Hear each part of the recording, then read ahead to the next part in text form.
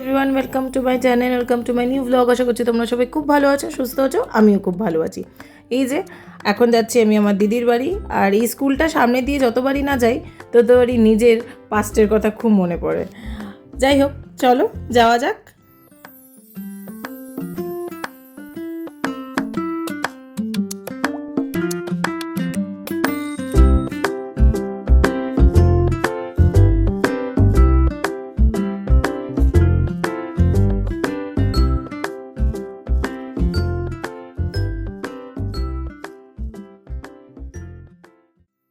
So এরপর আমি একদম খাওয়ার টেবিলে, আজকে আমার দিদি অনেক কিছু রান্না করেছিল, আর ওর হাতে রান্না খেতে আমার অলওয়েজ খুব ভালো লাগে। সো এখানে অনেক কিছু ছিল।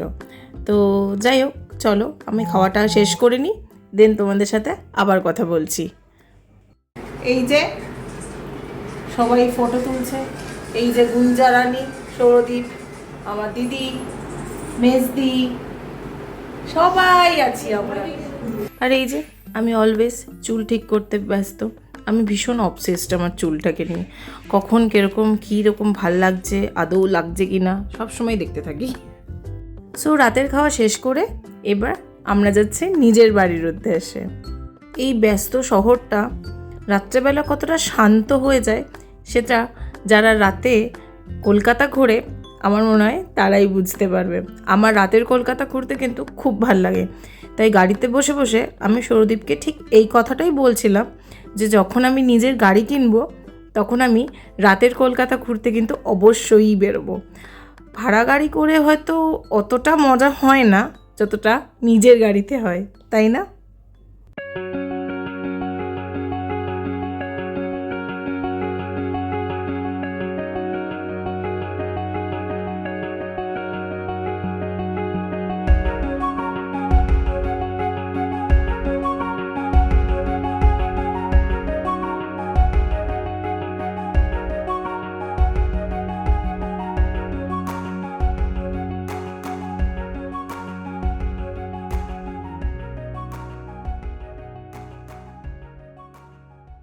আর যতবারই সায়েন্স সিটির বাস দিয়ে যাই আমার সত্যি খুব ইচ্ছে করে একবার যেন ঘুরে আসি।